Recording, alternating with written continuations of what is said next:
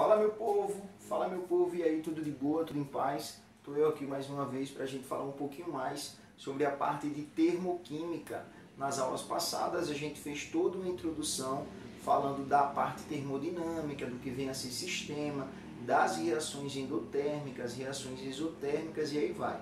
Hoje a gente continua falando um pouquinho mais da parte teórica para que a gente possa adentrar aí na parte de cálculo, que é o que a galera mais gosta, eu tenho certeza disso. Então, para a gente começar, pessoal, eu quero fazer só uma breve lembrança aí para vocês, trazendo um exemplo de uma equação termoquímica. E por que a gente chama de equação termoquímica? É simplesmente por conta da presença da quantidade de energia dessa equação, que transcreve essa reação. Então, essa energia, como a gente já bem viu, ela pode ser absorvida ou ela pode ser liberada.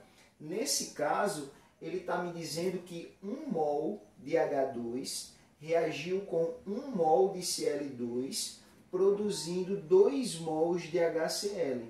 Essa produção ela ocorreu por meio da liberação de menos 42 quilocalorias. Menos 42 quilocalorias. Aí, gente, eu quero fazer uma ressalva e um cuidado que vocês devem ter, que é quando a gente faz uma análise dessa quantidade de energia que foi liberada ou absorvida por mol de produto formado ou por mol de reagente consumido. Então tomem cuidado na hora que vocês estiverem se deparando aí com algumas questões que trabalham dessa forma.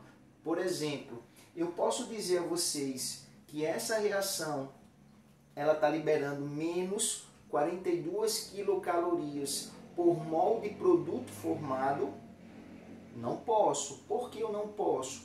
Porque essa quantidade de energia ela está sendo liberada por 2 mols de produtos formados e não 1 mol. Se eu quero a quantidade de energia por mol, eu divido isso aí por 2. Tranquilo? Então é só para vocês tomarem um pouquinho de cuidado, porque a partir de agora, como a gente vai trabalhar a ideia de calor de reação, então tudo vai envolver essa parte, inclusive o estado físico da matéria. Então lembre-se que o S é sólido, o L líquido, o G gasoso, V vapor, AQ aquoso e aí vai. E também quando ele colocar, pessoal, por exemplo, essa substância que é um gás, uma setinha para cima, isso aqui simboliza o estado gasoso.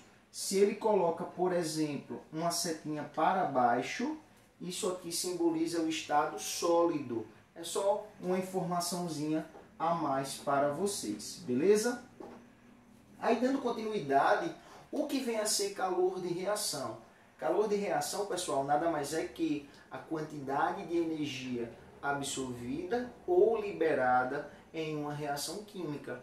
Calor de reação é simplesmente a variação de entalpia, que é o que a gente já aprendeu, o que vem a ser, e a gente agora vai trabalhar com a prática de calcular essa variação de entalpia. Então, calor de reação é simplesmente a variação de entalpia da minha reação, beleza?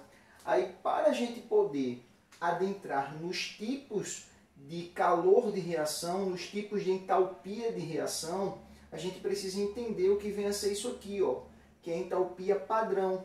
E o que é a entalpia padrão, pessoal? A entalpia padrão são simplesmente os elementos químicos na sua forma mais estável. Isso nas condições ambientais de temperatura e pressão. Então, o que é que acontece? Esses elementos que se encontram no seu estado mais estável, foi determinado que a sua quantidade de energia, sua entalpia, é igual a zero. Então, como a gente viu na aula passada, é impossível calcular a entalpia absoluta de um reagente ou de um produto. Então, é para isso que a gente tem uma condição padrão que foi estipulada por meio dessas substâncias simples, que são as mais estáveis. Tranquilo? Então, é simplesmente você olhar a espécie química, identificar que ela é simples e que sua variação de entalpia é igual a zero. Professor, e se ela tiver alótropos? Aí, gente, é só ter um pouquinho mais de cuidado, porque quando o elemento químico ele possui mais de um alótropo, que é o caso do carbono, o oxigênio, o fósforo e aí vai, você vai lembrar que o mais estável sempre vai ser igual a zero. E o principal deles que você deve lembrar é o carbono. O carbono grafite é igual a zero. O oxigênio, o gás oxigênio é igual a zero. Tranquilo?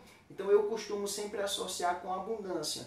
Então sempre a gente consegue fazer uma associação no qual a gente vai encontrar a entalpia igual a zero para essa substância. Mas, gente, eu costumo dizer o seguinte, que eu não preciso me preocupar muito com isso, porque quando a gente aprende a calcular, a gente vai perceber que a questão ela te fornece esse valor.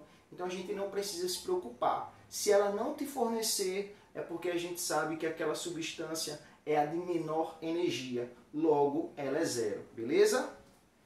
O nosso primeiro caso de entalpia é a entalpia molar de formação, ou simplesmente calor de formação, que é quando eu tenho uma formação de 1 mol a partir dos seus elementos no estado padrão. E que estado padrão é esse? Nas condições ambientais de temperatura e pressão e na substância de menor energia.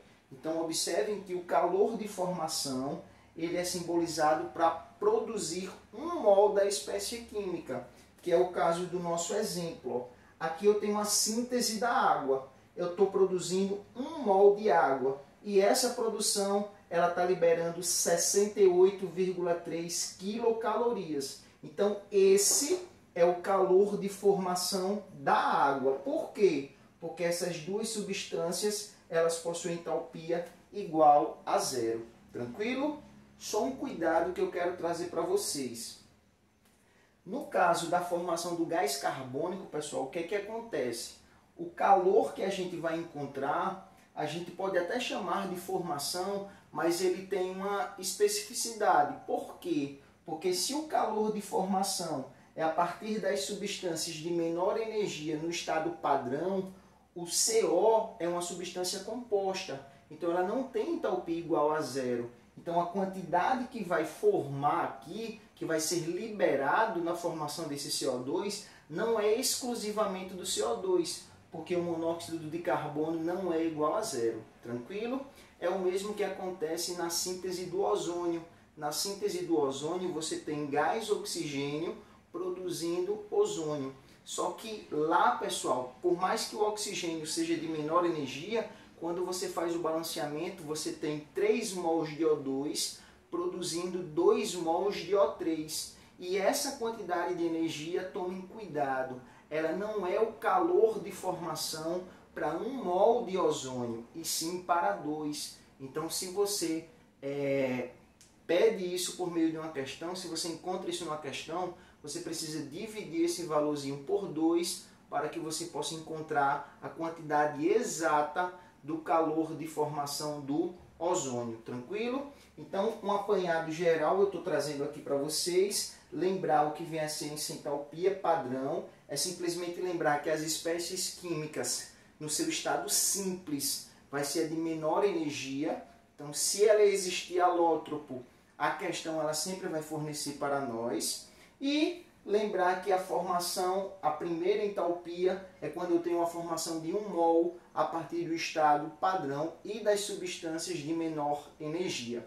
Na próxima aula a gente vai falar um pouquinho sobre entalpia de combustão e a gente vai falar sobre entalpia de neutralização. Então já já eu volto, até a próxima.